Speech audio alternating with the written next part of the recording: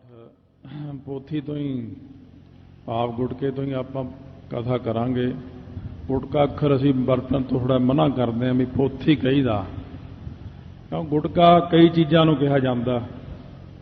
सो इस करके कोशिश करो कि असी पोथी कहीए, क्यों गुरबाणी अंदर गुटका अखर किते आया नहीं है। पोथी परमेश्वर का था नहीं आया।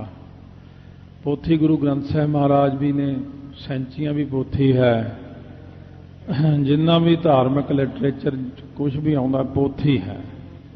सो जिवें SGPC वालों जिहड़े बच्चों वास्ते भी छोटियां छापियां गईयां ने पोथियां, वो पोथी नंबर 1 पोथी नंबर 2 उहदे उत्ते भी पोथी इसे करके लिखिया होया।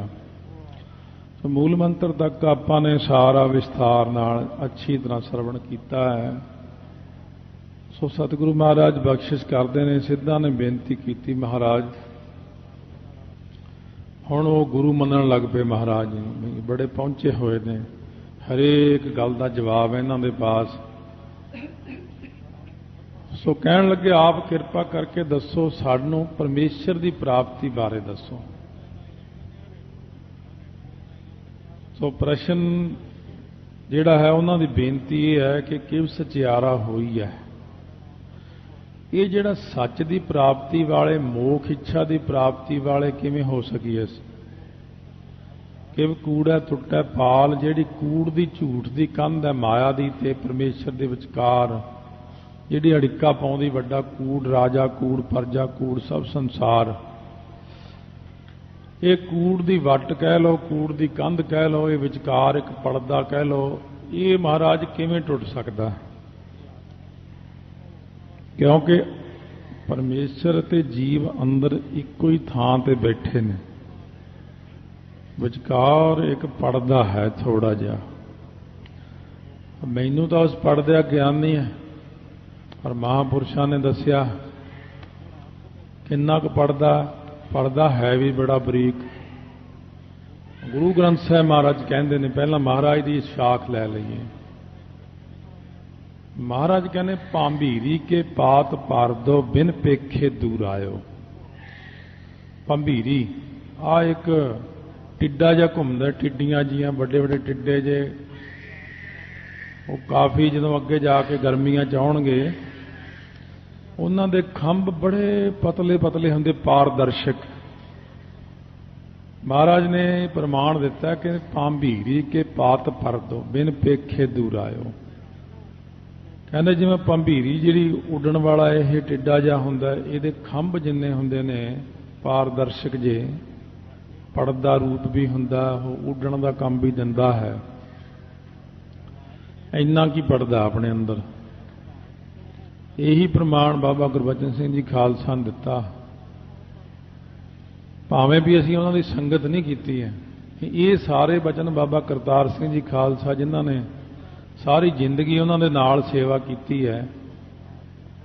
सो उन्होंने जिन्ने भी उन्होंने बचन ने कला कला कला कला इन्ने समय में सुनाते ही रहे, सुनाते ही रहे। प्याज है, प्याज आप छिलते हैं, प्याज के उत्ते मोटा छिलका, फिर एक बरीक जिहा छिलका हुंदा प्याज के उपर। इन्ना क पड़दा कहते साडे अंदर है, ब्रह्म दे ते जीव दे विचकार इन्ना ही पड़दा। इसे पड़दे नूं जिहड़ा पासे करना ही अपने लिए औखा होया पिया। क्यों? क्योंकि वो पड़दा है, किसी ऑपरेशन नाल नहीं उन्होंने खोल सकते आपां, किसी ये शरीर फिक्का ही रहिंदा। सो इस करके सतगुरु महाराज सच्चे पातशाह फरमाउंदे ने, दुबार तो फिर आरंभ कर लेने हैं। सो महाराज ने पूछ लिया कि परमेश्वर की प्राप्ति किवें होवे, वो पड़दा किवें टुटे, की यह पवित्रता रखी जा सकती तां टुटदा है, जां मौनी रहण नाल प्राप्ति छेती हुंदी है, जां बई वर्त रखण नाल जां भुखे रहण नाल प्राप्ति हुंदी है, जां हज़ारां किताबां दीयां लखां सियाणपां प्राप्त कर लईए तां छेती प्राप्ति हुंदी है। सो इन्हां चों सौखा तरीका दसो किहड़ा परमेश्वर की प्राप्ति का। सो महाराज कहन लगे शरीर की जिहड़ी पवित्रता है एक, दूसरी है मन की। शरीर की जिहड़ी पवित्रता है वो कदे हो ही नहीं सकती, क्योंकि शरीर जिहड़ा हमेशा अपवित्र ही रहिंदा है।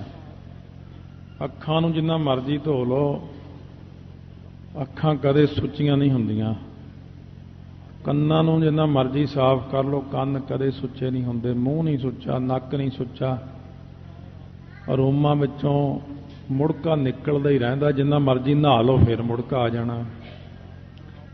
ते बाकी दूजियां किरियावां जिहड़ियां हुंदियां ही रहिंदियां ने, लघु शंका आदਿਕ जाना, जंगल मैदान जाना, फिर जाना। किन्ना क जाओगे तुसीं, किन्ना क नहाओगे तुसीं।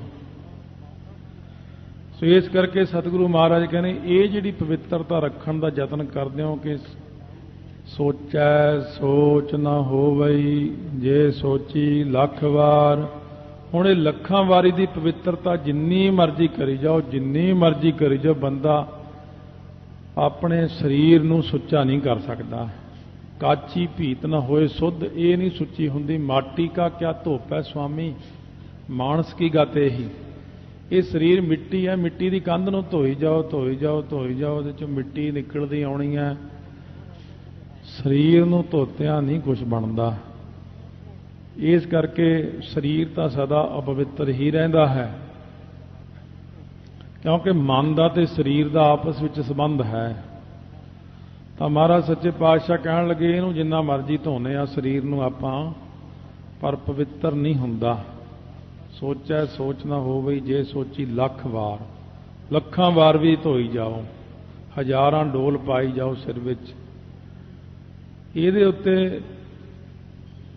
बहुता नहीं तो एक छोटी मोटी कोई साखी लग जाती है। जिवें सवेरे सवेरे कोई जिमींदार खेतों में काम कर रहा, तो ब्राह्मण उधरों होके आया बाहरों, जंगल मैदान आदਿਕ जाके आउंदा, कहण लगे राम राम पंडित जी, राम राम करती। कहण लगे बई पंडित कहना बोलदा ही नहीं अग्गों, कहते मैं राम राम कहीं जवाब दिता। वो हथ खड़ा करदा, वो खेत विच खूह चलदा सी, उत्थे पानी आउंदा सी, उहने फिर कुरले कीते, हथ मांजे, नहाता, फिर कहंदा राम राम। कहंदा पहला नहीं बोले, कहंदा मेरा मूँह नहीं सी सुच्चा, पहला मैं बाहर जाके आया। तो कहण लगे तू भी नहीं सवेरे नहाता जट। कहंदा असीं कित्थे नहाउने, असीं तां काम कार करके फिर ही नहावांगे दुपहरे जा के किते। कहण लगे भी ऐ नहीं करीदा हुंदा, पहला नहाईदा हुंदा। कहंदा भी साडे मत अनुसार जिथे कमाद हुंदा बीजिया, गन्ना बीजिया हुंदा, उहदे च सूर जिहड़ी मिट्टी पटदे ने वो मिट्टी पवित्र मन्नी आ। वो मिट्टी किन्नी सारी लिया के रखो, उहदे नाल तुसीं 101 वारी हथ मांजो पहलां अपने, फिर 101 कुरली करो। कहना फिर 3 वारी राम राम कहो, फिर बंदा पवित्र हुंदा। वो जिमींदार ने दूजे दिन उवें ही कीता। कहते मैं जी अज 101 बार हथ मांजिया, 101 कुरली कर ली है, 3 बार राम राम कह लिया, तो हुण हाँ कहते हुण पवित्र होया तेरा मूँह जिहड़ा, हुण राम राम कह। जिमींदार शरारती सी, उहने मूँह च पानी भर के ब्राह्मण के उपर पचकारी मारती। कहता ये की करता, सारा जूठा करता मेरा तू। लो इन 101 बार मैं चूली की है, 101 बार हथ मांजे है, राम राम भी गया, हले मैं अपवित्र ही रह गया, हुण तुसीं नाले कहने सुच्चा हो गया तू। वो कहते आओ नहीं, कहते फिर किवें? कहते बंदा तो भाई पवित्र हुंदा ही नहीं। महाराज कहते जिन्ना मर्जी इशनान कर लो, इशनान तो सिर्फ सावधानता लई है, मौके की पवित्रता लई है। सदीवी काल ये शरीर पवित्र नहीं हुंदा। सो इस करके महाराज कहते ने भाई सिद्धो होया पवित्र नहीं होया जाता। पहला तो शरीर बारे जिक्र चलता, फिर मन बारे जिक्र आउंदा, फिर तीजे नंबर ते जदों महाराज ने इस जपजी साहब का पाठ सारा सिद्धां नाल चर्चा विच ही उच्चारण किया। जब गुरु अंगद देव महाराज ने फिर कुछ बेनतियां कीतियां, फिर गुरु अंगद देव जी नूं सारा पाठ तरतीब नाल लवाया। फिर गुरसिखां वल्लों प्रश्न आउंदे ने, तो पहला तो सिद्धां वल्लों जिहड़े प्रश्न ने उन्हां दे जवाब महाराज सच्चे पातशाह बख्शिश करदे ने। सोचै सोच ना होवे जे सोची लख वार। सो ये नाल नाल पाठ दी भी सुधाई अपनी कर लेनी, क्यों बार बार यह जे समय नहीं आते संथ्या दे सस्से होड़ा सो चच्चे दलाइयां चै सो चै यही बस संथ्या है कि चे ते चै का ही फर्क जानना है। सोचा सोचना होवे जे सोची आम बंदे जिन्ने भी सुनोगे लखवार कहते लखवार ते जे उन्होंने लख रुपया मंगना होवे फिर कहणगे लख रुपया चाहिए फिर सोहना बोलते हैं।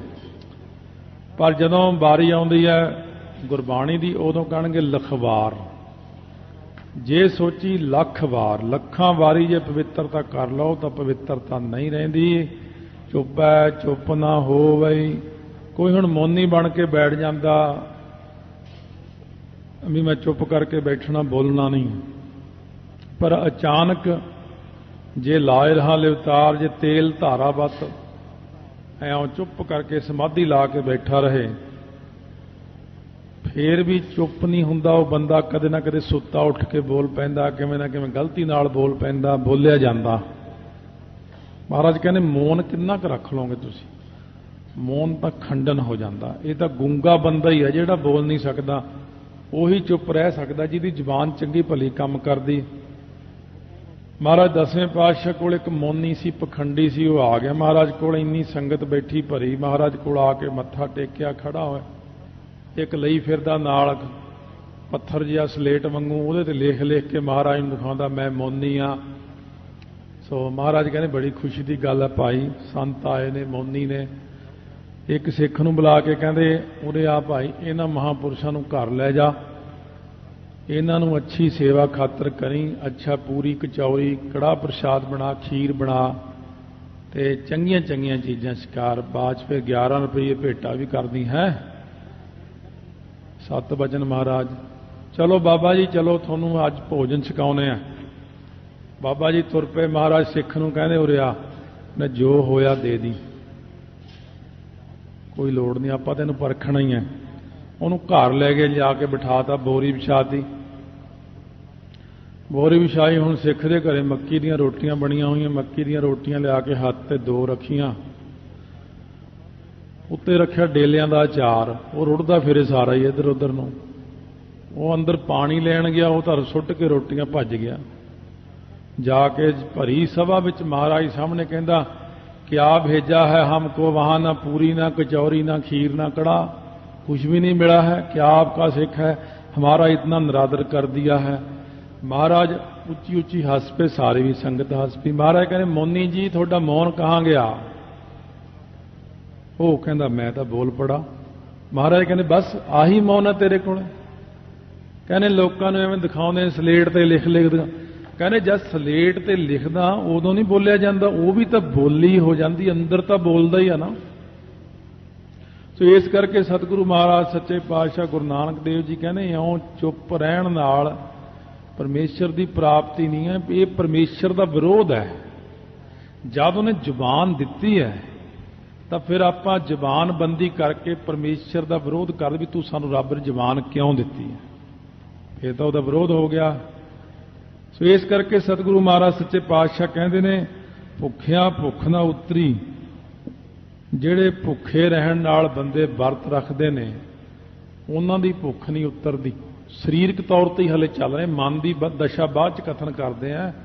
ਕਹਿੰਦੇ ਭੁੱਖੇ ਰਹਿਣ ਨਾਲ ਭੁੱਖ ਨਹੀਂ ਉਤਰਦੀ। ਇਸ ਕਰਕੇ ਸਤਿਗੁਰੂ ਮਹਾਰਾਜ ਸੱਚੇ ਪਾਤਸ਼ਾਹ ਕਹਿੰਦੇ ਨੇ ਜੇ ਬੰਨਾ ਪੁਰੀਆਂ ਭਾਰ ਪੁਰੀਆਂ ਦੇ ਸਾਰੇ ਭਾਰ ਜੇ ਬੰਨ ਕੇ ਉਹਨੂੰ ਦੇ ਦਈਏ ਪਦਾਰਥ ਭਾਰ ਤੋਂ ਭਾਵ ਪੰਡਾਂ ਬੰਨ ਦਈਏ। ਹੁਣ ਪੁਰੀਆਂ ਇੱਥੇ ਇੱਕ ਤਾਂ ਧਰਤੀ ਆ ਗਈ एक देवतियां दियां पुरियां विष्णुपुरी ब्रह्मापुरी आदि स्वर्गपुरी के पदार्थ दे दिए सारे पदार्थ भी जे दे दिए भुखे बंदे नूं ओहदी भुख नहीं उतरदी है। किवें जिवें शिव जी ने 4 मोमबत्तियां दित्तियां बंदे नूं ओह 3 थावां ते भी चौथे पासे ना जाई वो तो उन्हें जान के कहा सी भी बंदे नूं लालच हुंदा जरूर जाऊगा है। पहली मोमबत्ती लैके गया जिथे बुझ गई उत्थों थां पड़दा उतों निकल आए पैसे दूजी थां तो फिर होर पदार्थ निकल आए वधिया चांदी निकल आई फिर सोना निकलिया। कहना चौथी थां ते जे जाऊंगा तो उतों मैनू मेरा ख्याल हीरे मिलणगे। ਜਦੋਂ ਚੌਥੀ ਥਾਂ ਜਾ ਕੇ ਪੱਟਿਆ, ਥੱਲੇ ਭੋਰਾ ਜਿਹਾ ਨਿਕਲਿਆ, ਥੱਲੇ ਪੌੜੀਆਂ ਉਤਰ ਗਿਆ। ਅੱਗੇ ਬੰਦਾ ਸਤੀਰ ਦੇ ਥੱਲੇ ਸਿਰ ਦੇ ਕੇ ਖੜਾ, ਕਹਿੰਦਾ ਬਈ ਤੂੰ ਇੱਥੇ ਖੜਾ, ਇੰਨੇ ਤਾਂ ਇੱਥੇ ਸਮਾਨ ਪਿਆ। ਕਹਿੰਦਾ ਸਮਾਨ ਤਾਂ ਠੀਕ ਹੈ, ਚਾਬੀ ਮੇਰੇ ਕੋਲੇ ਆ, ਪਰ ਮੈਂ ਸਤੀਰ ਦੇ ਥੱਲੇ ਆ। ਜੇ ਚਾਬੀ ਦੇ ਲੈਣੀ ਆ ਤਾਂ ਸਤੀਰ ਥੱਲੇ ਮਾੜਾ ਛੱਡ ਤਾਂ ਸਹੀ, ਸਾਹ ਤਾਂ ਸੌਖਾ ਆਵੇ ਮੈਨੂੰ। ਫਿਰ ਉਹਨੇ ਆਪਣਾ ਸਿਰ ਦੇ ਲਿਆ ਥੱਲੇ। ਉਹਦੇ ਸਿਰ ਦੇਣ ਦੇ ਨਾਲ ਉਹ ਪੌੜੀਆਂ ਚੜ੍ਹ ਕੇ ਬਾਹਰ ਨੂੰ ਨਿਕਲਣ ਲੱਗਿਆ। ਕਹਿੰਦਾ ਚਾਬੀ, ਕਹਿੰਦਾ ਹੁਣ ਚਾਬੀ ਤਾਂ ਉਹੀ ਦਊਗਾ ਜਿਹੜਾ ਤੇਰੇ ਨਾਲ ਵੱਧ ਲਾਲਚੀ ਆਊਗਾ। ਕੋਈ ਤ੍ਰਿਸ਼ਨਾਲੂ ਬੰਦਾ ਹੈ। ਤ੍ਰਿਸ਼ਨਾ ਜਿਹੜੀ ਆ ਨਾ, ਇਹ ਤ੍ਰਿਸ਼ਨਾ ਦੀ ਭੁੱਖ ਨਹੀਂ ਉਤਰਦੀ। ਤ੍ਰਿਸ਼ਨਾ ਵਿਰਲੇ ਹੀ ਕੀ ਬੁਝੀ ਹੋਈ, ਕੋਟ ਜੋਰੇ ਲਾਖ ਕਰੋਰੇ ਮਨ ਨਾ ਹੋਰੇ, ਪਰਾ ਹੀ ਕੋ ਲੁੱਜੀ ਹੈ ਸਹਿਸ ਖੱਟੇ, ਲੱਖ ਕੌੜ ਧਾਵੈ ਤ੍ਰਿਪਤ ਨਾ ਆਵੈ, ਮਾਇਆ ਪਾਛੈ ਪਾਵੈ, ਅਨਕ ਭੋਗ ਵਿਖਿਆ ਕੇ ਕਰੈ ਨਹਿ ਤ੍ਰਿਪਤ ਆਵੈ, ਖੱਪ ਖੱਪ ਮਰੈ। ਖੱਪ ਖੱਪ ਕੇ ਮਰ ਜਾਂਦਾ। ਇਸ ਕਰਕੇ ਮਹਾਰਾਜ ਕਹਿੰਦੇ ਭੁੱਖਿਆਂ ਬੰਦਿਆਂ ਦੀ ਭੁੱਖ ਨਹੀਂ ਉਤਰਦੀ, ਭਾਵੇਂ ਉਹਨਾਂ ਨੂੰ ਸਾਰਾ ਕੁਝ ਦੇ ਦਿਓ। ਰਾਵਣ ਨੂੰ ਸਭ ਪਦਾਰਥ ਮਿਲ ਗਏ, ਫਿਰ ਸਵਰਗਾਂ ਨੂੰ ਪੌੜੀ ਲਾਉਣ ਲੱਗ ਪਿਆ, ਮੈਂ ਸਵਰਗਾਂ ਨੂੰ ਜਾਣਾ। ਸੋ ਮਹਾਰਾਜ ਕਹਿੰਦੇ ਇਹ ਜਿਹੜੀ ਤ੍ਰਿਸ਼ਨਾ ਦੀ ਭੁੱਖ ਹੈ, ਇਹਦਾ ਕੋਈ ਅੰਤ ਨਹੀਂ ਹੈ। ਸਭ ਕੁਝ ਪ੍ਰਾਪਤ ਕਰਕੇ ਵੀ ਬੰਦਾ ਭੁੱਖੇ ਦਾ ਭੁੱਖਾ ਹੀ ਰਹਿੰਦਾ। ਇਸ ਕਰਕੇ ਪਹਿਲਾਂ ਬਾਹਰੋਂ ਸਮਝਾ ਦਈਏ, ਸਹਿਸ ਸਿਆਣਪਾ ਲੱਖ ਹੋਏ ਤਾਂ ਇੱਕ ਨਾ ਚੱਲੇ ਨਾਲ। ਇਹ ਬਹੁਤਾ ਹੀ ਸਹੱਸ ਨਹੀਂ ਕਹਿਣਾ, ਉੱਤੇ ਅਧਕ ਲੱਗ ਜਾਣੀ ਹੈ। ਇੰਨਾ ਵੀ ਨਹੀਂ ਆਪਣੇ ਉੱਤੇ ਵੀ ਬਹੁਤਾ ਡੰਡਾ ਸਿਰ ਤੇ ਮਾਰ ਰੱਖੇ ਵੀ ਸਹੱਸ ਕਹੋ ਇਹਨੂੰ। ਸਹਿਸ ਦਾ ਹੀ ਵਾਚਕ ਹੈ ਇਹ। ਸਹਿਸ ਸਿਆਣਪਾ ਲੱਖ, ਇਹ ਜਿਹੜਾ ਹੋਹੇ ਅੱਖਰ ਹੈ ਇਹ ਥੋੜਾ ਭੇਦ ਹੈ। ਜੇ ਆਪਾਂ ਹੋਹੇ ਕਹਿੰਦੇ ਆ, ਹਾਹੇ ਨੂੰ ਲਾਂ ਲੱਗਦੀ ਹੈ। ਜੇ ਕਹਿੰਦੇ ਆ ਹੋ ਤਾਂ ਔਂਕੜ ਲੱਗ ਜਾਂਦਾ ਹਾਹੇ ਨੂੰ। ਆਪਾਂ ਲਾਉਣੀ ਸਿਹਾਰੀ। ਪਿਛਲੇ ਜਿਹੜੇ ਨੇ ਉਹ ਜ਼ਿਆਦਾ ਹੋਹੇ ਕਹੀ ਜਾਂਦੇ ਨੇ, ਉਹ ਲਾਂ ਲਾਈ ਜਾਂਦੇ ਆ। ਜਿਹੜੇ ਹੁਣ ਦੇ ਨਵੇਂ ਆਏ ਨੇ ਉਹ ਕਹਿੰਦੇ ਹੋ, ਉਹ ਫਿਰ ਔਂਕੜ ਲੱਗ ਜਾਂਦਾ। ਫਿਰ ਹੁਣ ਦੋਨਾਂ ਦੀ ਨਿਵਰਤੀ ਕਿਵੇਂ ਕਰੀਏ? ਦੋਨਾਂ ਦੀ ਨਿਵਰਤੀ ਇਸ ਤਰੀਕੇ ਨਾਲ ਕਰ ਲਈਏ ਵੀ ਹਾਹੇ ਦਾ ਜਿਹੜਾ ਹੋੜਾ ਹੈ, ਹੋੜਾ ਲੰਬੀ ਆਵਾਜ਼ ਦਿੰਦਾ, ਸਿਹਾਰੀ ਦਿੰਦੀ ਛੋਟੀ ਆਵਾਜ਼। ਔਂਕੜ ਦੀ ਆਵਾਜ਼ ਬਿਲਕੁਲ ਛੋਟੀ ਹੈ, ਦਲੈਂਕੜਿਆਂ ਦੀ ਆਵਾਜ਼ ਵੱਡੀ ਹੈ, ਸਿਹਾਰੀ ਦੀ ਆਵਾਜ਼ ਛੋਟੀ ਹੈ, ਬਿਹਾਰੀ ਦੀ ਆਵਾਜ਼ ਬਹੁਤ ਵੱਡੀ, ਲੰਬੀ ਜਿੰਨੀ ਮਰਜ਼ੀ ਕਰ ਲਓ। ਹੋੜਾ ਲੰਬੀ ਆਵਾਜ਼ ਦਿੰਦਾ, ਕਨੌੜਾ ਘੱਟ ਆਵਾਜ਼ ਦਿੰਦਾ। ਲਾਂ ਦੀ ਆਵਾਜ਼ ਲੰਬੀ ਹੈ, ਦਲਾਈਆਂ ਦੀ ਆਵਾਜ਼ ਛੋਟੀ ਹੈ। ਲਘੂ ਤੇ ਦੀਰਘ ਦੋ ਅੱਖਰ ਹੁੰਦੇ ਨੇ। ਇਹ ਲਘੂ ਅੱਖਰ ਛੋਟਿਆਂ ਨੂੰ ਕਹਿੰਦੇ, ਦੀਰਘ ਲੰਬੀ ਆਵਾਜ਼ ਨੂੰ ਕਹਿੰਦੇ। ਜਿੱਥੇ ਲਘੂ ਤੇ ਦੀਰਘ ਦਾ ਮਿਲਾਪ ਹੁੰਦਾ ਉਹਨੂੰ ਬੜੇ ਢੰਗ ਨਾਲ ਬੋਲਣਾ ਪੈਂਦਾ। ਹੁਣ ਇਹ ਹਾਹੇ ਦਾ ਹੋੜਾ ਜਿੰਨਾ ਇਹਨੂੰ ਲੰਮਾ ਬੋਲ ਸਕਦਾ ਹੈ, ਲੰਮਾ ਹੀ ਬੋਲ ਦਿਓ। ਜਿਵੇਂ ਆਪਾਂ ਵਾਹਿਗੁਰੂ ਕਹਿੰਦੇ ਆ ਨਾ, ਉੱਥੇ ਵੀ ਇਹੀ ਦੱਸਿਆ ਸੀ ਨਾ, ਵਾਵੇ ਦਾ ਕੰਨਾ ਜਿੰਨਾ ਮਰਜ਼ੀ ਲਮਕਾ ਕੇ ਬੋਲ ਦਿਓ। ਵੀ ਹਾਹੇ ਦੀ ਸਿਹਾਰੀ ਛੇਤੀ ਹੋਈ ਚੁੱਕੀ ਜਾਣੀ ਆਪਣੇ ਆਪ ਹੀ। ਸੋ ਇਸ ਕਰਕੇ ਜਿਵੇਂ ਆਪਾਂ ਕਹਿੰਦੇ ਵਾਹੇ, ਫੇ ਛੇਤੀ ਹੀ ਬੋਲਿਆ ਜਾਂਦਾ। ਲੰਮਾ ਕਰ ਦਿਓ ਵਾਵੇ ਦੇ ਕੰਨੇ ਨੂੰ। ਜਿੰਨਾ ਦੀਰਘ ਅੱਖਰ ਨੂੰ ਜਿੰਨਾ ਲੰਮਾ ਕਰਾਂਗੇ ਉਹ ਦੂਜੀ ਸਿਹਾਰੀ ਆਪਣੇ ਆਪ ਹੀ ਬੋਲੀ ਜਾਣੀ ਹੈ। ਇੱਥੇ ਵੀ ਸਹਸ ਸਿਆਣਪਾ ਲੱਖ ਹੋਏ, ਹੋ ਲੰਮਾ ਕਰ ਲਓ, ਹਾਏ ਦੀ ਸਿਹਾਰੀ ਆਪਣੇ ਆਪ ਹੀ ਬੋਲ ਜਾਂਦੀ ਹੈ, ਉਹਨੂੰ ਕਹਿਣ ਦੀ ਲੋੜ ਨਹੀਂ ਪੈਂਦੀ। ਹੋ ਤਾਂ ਇਹ ਤੱਤੇ ਨੂੰ ਕੰਨਾ ਹੈ ਨਹੀਂ, ਮੁਕਤਾ ਹੈ ਇੱਥੇ। ਇੱਥੇ ਬਹੁਤ ਸਾਰੇ ਪ੍ਰੇਮੀ ਬੋਲਦੇ ਤਾਂ ਇੱਕ ਨਾ ਚੱਲੈ ਨਾਲ, ਸਹਸ ਸਿਆਣਪਾ ਲੱਖ ਹੋਏ ਤਾਂ ਇੱਕ ਨਾ ਚੱਲੈ ਨਾਲ।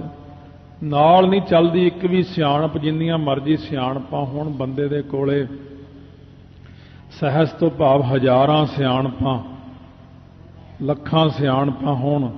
ਇਹ ਇਉਂ ਲਾਉਂਦੇ ਨੇ ਅਰਥ ਜਿਵੇਂ ਹਜ਼ਾਰਾਂ ਪੁਸਤਕਾਂ ਵਿੱਚ ਲੱਖਾਂ ਸਿਆਣਪਾਂ ਦੀਆਂ ਗੱਲਾਂ ਪੜ੍ਹੀਏ, ਲਾਇਬ੍ਰੇਰੀ ਪੜ੍ਹ ਕੇ ਮੁਕਾ ਦਈਏ, ਸਾਰੀ ਸਿਆਣਪਾਂ ਵਰਤ ਲਈਏ, ਪਰ ਮਰਨ ਵੇਲੇ ਇੱਕ ਵੀ ਸਿਆਣਪ ਬੰਦੇ ਨੂੰ ਕੰਮ ਨਹੀਂ ਦਿੰਦੀ। ਅਫਲਾਤੂ ਜਿਵੇਂ ਹੋਇਆ, ਅਫਲਾਤੂ ਨੂੰ ਪਤਾ ਲੱਗ ਗਿਆ ਹੁਣ ਥੋੜੇ ਦਿਨ ਨੂੰ ਮਰਨਾ ਹੈ।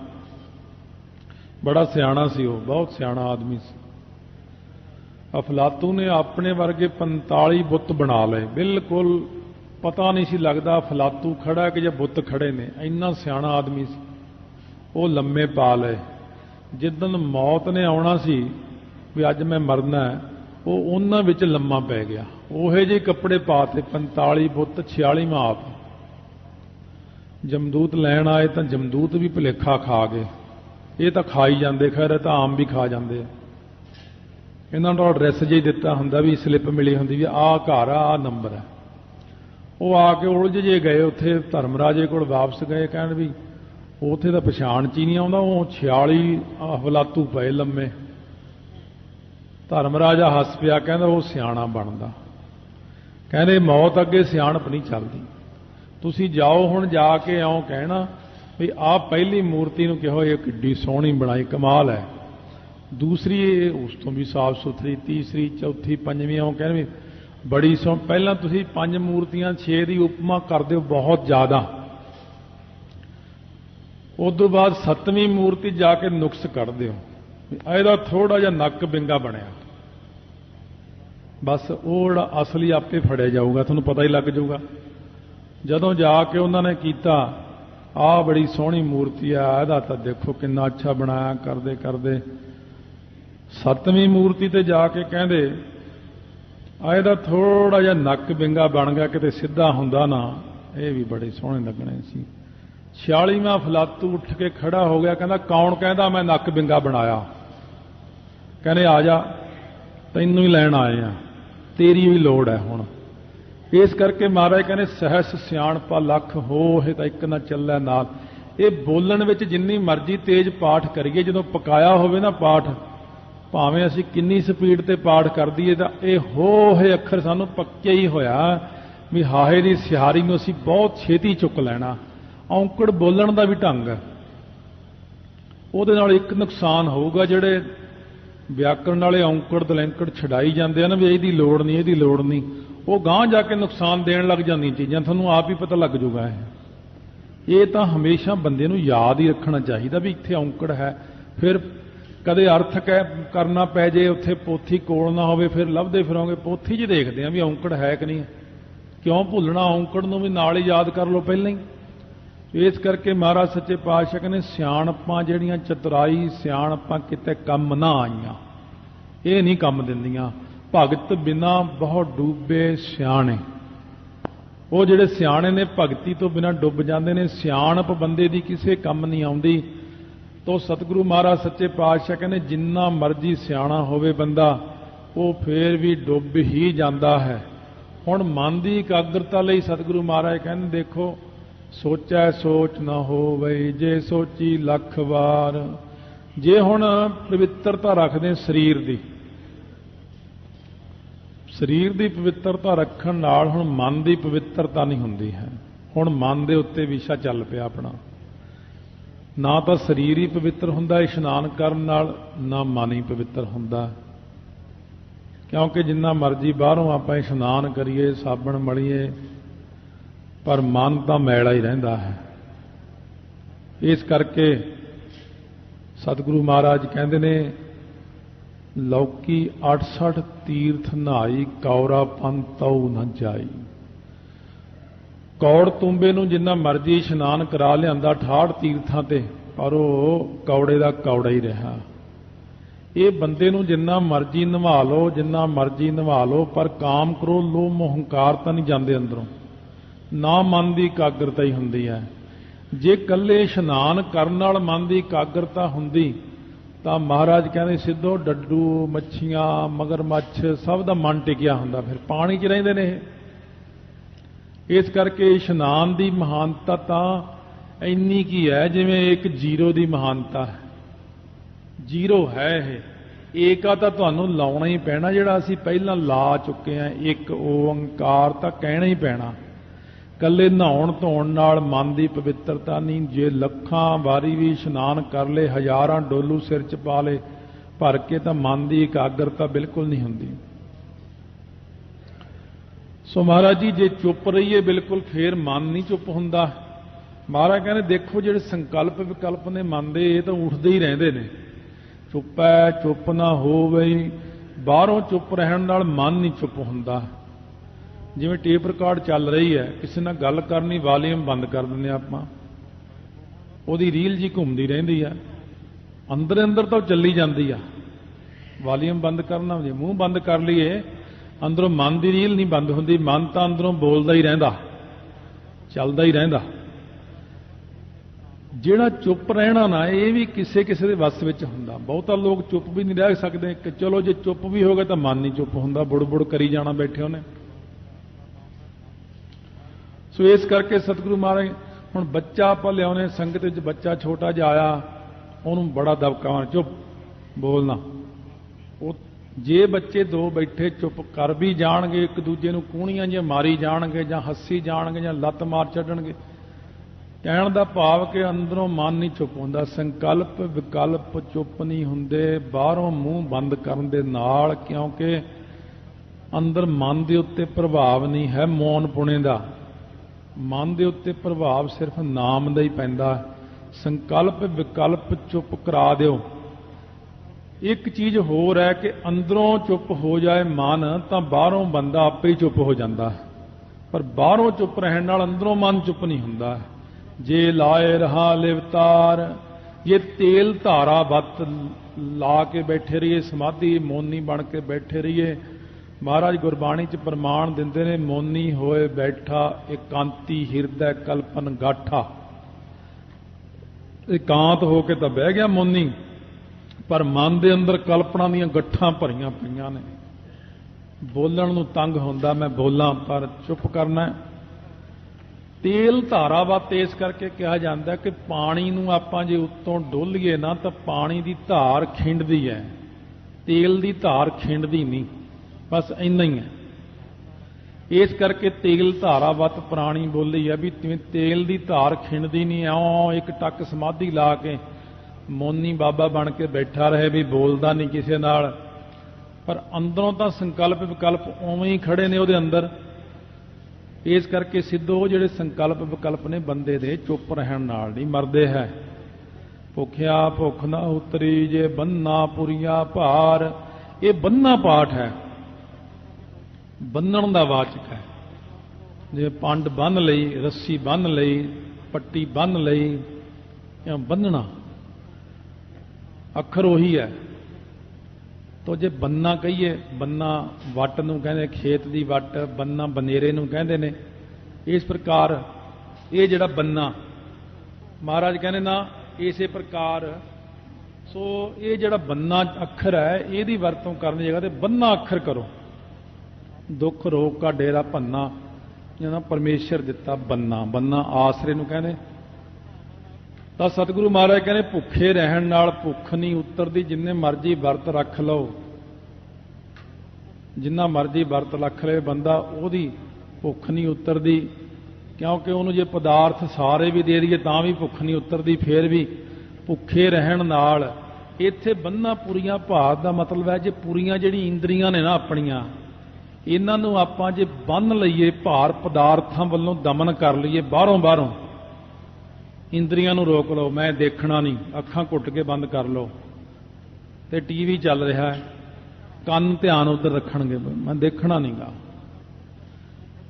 महाराज कहने ये की होया, ये रुकदियां किते इंद्रियां इउं रुकदियां ने। जिन्नियां मर्जी इंद्रियां नूं पदार्थां वल्लों रोक लो। आ जिहड़े वरत रखदे ने, सवेरे वरत रख लैणगे, इन्हां दे मूँह च सारा दिन पानी आई जांदा, चीज़ां देख देख भी कद हुण टाइम जिहा होऊगा खाईए इन्हां नूं। इउं किते भुख मिटदी आ? पदार्थां दी भुख नहीं मिटदी, मन की भुख नहीं मिटदी। जिन्ना मर्जी इंद्रियां नूं रोक लो तां नहीं मन की भुख मिटदी। ये जबरदस्ती आपां रोकण दा यतन करदे, तरीके नाल नहीं रोकदे, क्योंकि भुख तां सिर्फ नाम दे नाल ही मिटदी है। नाम बिना भुख ने मिटना नहीं है। सहस सियाणपा लख होए तां इक ना चलै नाल। हुण मन की एकाग्रता दे विच हज़ारां सियाणपां, हज़ारां किताबां दीयां सियाणपां, लखां सियाणपां नहीं चलदियां। जिन्ने मर्जी लैक्चर सुन लो, जिन्ने मर्जी तुसीं होर किताबां पढ़ लो, इउं तां सियाणे बंदे दुनिया च इन्ने बैठे ने, बहुत सियाणे बैठे ने, पर फिर भी मन की एकाग्रता नहीं हुंदी। राजा पारसनाथ सब तो सियाणा राजा होया, जिन्हें दुनिया का कोई राजा छड्डिया नहीं, सब राजे जित ले। ਜਦੋਂ ਸਾਰੀ ਦੁਨੀਆ ਜਿੱਤ ਲਈ ਤਾਂ ਉਹ ਆਪਣੀ ਮਾਤਾ ਕੋਲ ਜਾ ਕੇ ਆਸ਼ੀਰਵਾਦ ਲੈਣ ਗਿਆ, ਚਰਨੀ ਹੱਥ ਲਾ ਕੇ ਕਹਿੰਦਾ ਮਾਤਾ ਤੇਰੀ ਕਿਰਪਾ ਹੋ ਗਈ, ਸਾਰੀ ਦੁਨੀਆ ਦੇ ਰਾਜੇ ਜਿੱਤ ਲਏ ਨੇ। ਤਾਂ ਉਹਦੀ ਮਾਤਾ ਕਹਿਣ ਲੱਗੀ ਇੱਕ ਰਾਜਾ ਨਹੀਂ ਜਿੱਤਿਆ ਗਿਆ ਤੇਥੋਂ। ਉਹ ਕੌਣ? ਕਹਿੰਦੇ ਮਨ ਰਾਜਾ ਸੁਲਤਾਨ। ਕਹਿੰਦੇ ਮਨ ਨੂੰ ਵੀ ਜਿੱਤ ਕੇ ਦਿਖਾਵਾਂਗਾ। ਕਹਿੰਦੀ ਜਿੱਤ ਕੇ ਦਿਖਾ, ਫਿਰ ਮੈਂ ਮੰਨਾਂਗੀ ਤੂੰ ਸਾਰੀ ਦੁਨੀਆ ਨੂੰ ਜਿੱਤਿਆ, ਮਨ ਜੀਤਿਆ ਜਗ ਜੀਤ। ਫਿਰ ਉਹ ਇੱਕ ਪਹਾੜੀ ਦੇ ਉੱਤੇ ਬਹਿ ਕੇ ਤਪੱਸਿਆ ਕਰਦਾ ਰਿਹਾ, ਕਿੰਨੇ ਸਾਲ ਤਪੱਸਿਆ ਕੀਤੀ, ਮਨ ਨਾ ਟਿਕਿਆ। ਇਉਂ ਦੁਨੀਆ ਨੂੰ ਮਾਰ ਮਾਰ ਕੇ ਤੇ ਜਿਹਨੂੰ ਮਰਜ਼ੀ ਜਿੱਤ ਲਓ, ਪਰ ਮਨ ਨੂੰ ਜਿੱਤ ਕੇ ਦਿਖਾਓਗੇ ਤਾਂ ਪਤਾ ਲੱਗਦਾ ਬੰਦੇ ਦਾ। ਜਦ ਨਾ ਜਿੱਤ ਸਕਿਆ ਮਨ ਨੂੰ ਤਾਂ ਲੱਕੜਾਂ ਚਿਣ ਕੇ ਚੀਖਾ ਬਣਾ ਕੇ ਉੱਤੇ ਬਹਿ ਕੇ ਅੱਗ ਲਾ ਕੇ ਸੜ ਕੇ ਮਰ ਗਿਆ। ਵੀ ਜਿੱਤਿਆ ਨਹੀਂ ਗਿਆ, ਸਿਆਣਪ ਨਾਲ ਮਨ ਨਹੀਂ ਜਿੱਤਿਆ ਜਾਂਦਾ। ਕਿਉਂ? ਤਾਂ ਜਿਹੜੇ ਬੰਦੇ ਫਿਰ ਜਿਨ੍ਹਾਂ ਨੇ ਬਹੁਤ